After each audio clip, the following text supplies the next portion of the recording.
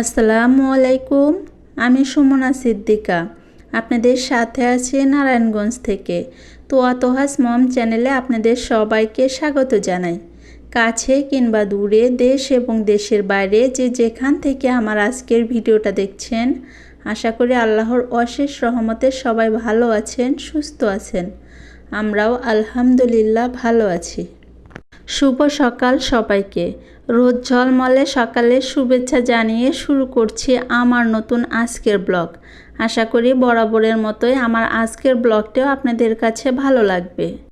এই তো সকালের হালকা পাতলা কাজ সেরে এখন আমি বাচ্চাদের জন্য খুব ইজি ওয়েতে নাস্তা রেডি করে নেব। যেহেতু গরম অনেক বেশি পড়েছে, এই গরমে বাচ্চাদের জন্য কিন্তু খুবই হালকা পাতলা নাস্তা হওয়া উচিত। তো সেটাই আপনাদের সাথে শেয়ার করছি। তো এখানে আমি কিছুটা পরিমাণ সুজি নিয়েছি। এটা আমি পানি দিয়ে কিছুক্ষণ ভিজিয়ে রাখবো। সুজি কিন্তু পানি দিয়ে ভিজিয়ে রাখলে এটা ফুলে ডাবল হয়ে যায়। তো এটা আমি কিছুটা পরিমাণ পানি দিয়ে ভিজে কিছুটা সময়ের জন্য রেস্টে রাখবো। এখানে আমি কিছুটা পরিমাণ সবজি কেটে নিয়েছি। আপনি আপনার হাতের কাছে যা থাকবে সেই সবজি দিয়ে কিন্তু এই নাস্তাটা রেডি করতে পারবেন। তো এখানে আমি কিছুটা পরিমাণ শসা কুচি করে নিয়েছি। তো এই শসাটা এখন দিয়ে দিচ্ছি। সাথে আমি কিউব করে নিয়েছি কিন্তু টমেটোর বীজের ভিতরের অংশটা আমি ফেলে তারপর কুচি করে কেটে নিয়েছি। তারপরে এই তো এখানে আমি নিয়েছি পেঁয়াজ কুচি। এটা কিন্তু আপনারা আপনাদের পরিমাণ মতো দিয়ে দিবেন, কারণ আমি আজকে শুধু আমার ছেলে মেয়ের জন্য নাস্তাটা রেডি করছি, তাই এখানে অল্প পরিমাণ ব্যবহার করছি। আপনারা আপনাদের পছন্দ মতো দিয়ে নেবেন। তো এখানে আমি কিছুটা পরিমাণ গাজর আর সেই সাথে মটরশুঁটি অ্যাড করেছি।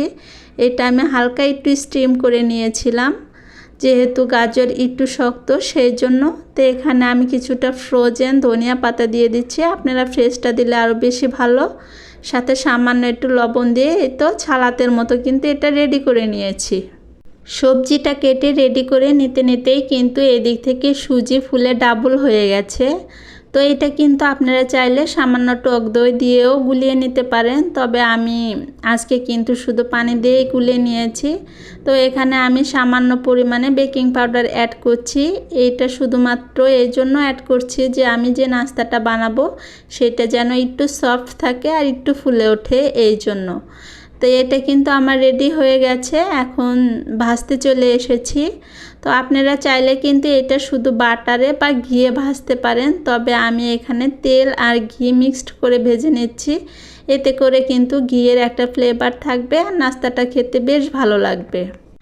আপনি যদি আপনার মূল্যবান সময় ও ধৈর্য দুটো ব্যয় করে আমার ভিডিওর পর্যায়ে চলে এসে থাকেন, তাহলে আমি আশা করব আমার ভিডিওটাতে একটা লাইক দিয়ে দিবেন, কারণ আপনার একটা লাইক আমার ভিডিওর জন্য অনেক বেশি গুরুত্বপূর্ণ। আর আমার কাজকর্ম যদি আপনার কাছে একটু হলেও ভালো লাগে, তাহলে আমার চ্যানেলটা সাবস্ক্রাইব করে আমার পাশে থেকে যেতে পারেন। আর আপনি যদি আমার এই ভিডিওটা ফেসবুক পেজ থেকে দেখে থাকেন, তাহলে আমার পেজটা ফলো দিয়ে রাখতে পারেন। আর অলরেডি যারা এই কাজটা করে দিয়েছেন তাদেরকে জানাই অসংখ্য ধন্যবাদ। এই তো আপনাদের সাথে কথা বলতে বলতে কিন্তু আমি এক ব্যাচ নাস্তা রেডি করে নিয়েছি। তো আমি দ্বিতীয় ব্যাচের জন্য কিন্তু আবার আর কি ব্যাটারটা কড়াইয়ে দিয়ে দিচ্ছি। তো আপনারা কি করবেন, ব্যাটারটা একটু মোটা করে দেওয়ার চেষ্টা করবেন, এতে করে নাস্তাটা যখন উল্টাবেন তখন কিন্তু আর কি ভেঙে যাবে না। আমার প্রথমবার একটু পাতলা হয়েছিল, যার জন্য উল্টাতে গিয়ে একটু ভেঙে গেছে। তো আমি দ্বিতীয়বারে কিন্তু একটু মোটা করে দিয়েছি, যার জন্য খুব ইজিলি উল্টানো যাচ্ছে। তো এখানে কিন্তু আমি শুধু ছেলে মেয়ের জন্য নাস্তা রেডি করছি। তো আর বাবা যেহেতু অফিসে চলে গেছে নাস্তা করে, আর আমি রোজা আছি। তো এই তো কথা বলতে বলতে নাস্তা রেডি হয়ে গেছে, এখন আমি ছেলে মেয়েকে দিয়ে দিচ্ছি, ওরা খেয়ে নেবে। এই গরমে কিন্তু চুলার পাড়ে থাকাটা অনেক বেশি কষ্টকর। তো খুব সহজ ওয়েতে যদি আপনারা ঝটপট নাস্তা রেডি করে নিতে পারেন, আর সেটা যদি হয় একটা হেলদি নাস্তা, তাহলে মন্দ কি বলেন।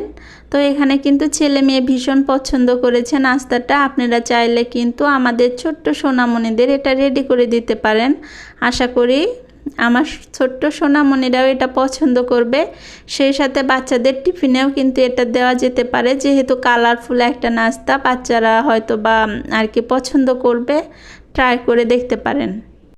এই তো ছেলে মেয়ে নাস্তা করে নিয়েছে, তো আমি এখন প্লেট বাটিগুলো ধুয়ে নিচ্ছি, সেই সাথে মেয়ের ওয়াটার বটলটাও একটু পরিষ্কার করে দিচ্ছি। তো সেই সাথে কিন্তু আমি চুলাটাও ক্লিন করে নিয়েছি। গরমে কিন্তু খুব বেশি সময় এক জায়গায় দাঁড়িয়ে থাকা যায় না, তো ভাবলাম যে যখন রান্নাঘরের কাজগুলো করছি রান্নাঘরটা একেবারে ক্লিন করে বের হই। তো এই তো রান্নাঘরটা কিন্তু ক্লিন করা হয়ে গেছে। আমি যতই রান্নাঘর থেকে বের হতে চাই না কেন, রান্নাঘর কিন্তু আমাকে কোনোভাবেই ছাড়তে চায় না। তো এই তো কাজ বের হয়ে গেছে। এই শুকনা মরিচ কিছুদিন যাবৎ এনে রেখেছে, রোদে দিব করে কিন্তু আর দেওয়া হয় না, অন্য কাজ শুরু হয়ে যায়, তো মনে থাকে না পরে। তো আজকে ভাবলাম যে সকালবেলা যখন মনে হয়েছে তখন এটা রোদ দিয়ে নিই। তো বারান্দায় কিন্তু খুব রোদ আসে, তো ওখানেই দিয়ে রাখলাম, খুব ভালোভাবে কিন্তু এটা শুকিয়ে যাবে। তো মেয়ে নাস্তা করে এসে মেয়ের স্কুলের ব্যাগটা কিন্তু রেডি করে নিচ্ছে। মাশাআল্লাহ, ও কিন্তু এখন নিজের কাজগুলো নিজে খুব ভালোভাবে করতে পারে। মেয়ে তো মেয়ের কাজগুলো করে নিয়েছে, তো এখানে কিন্তু আমিও আমার কাজ করে নিচ্ছি।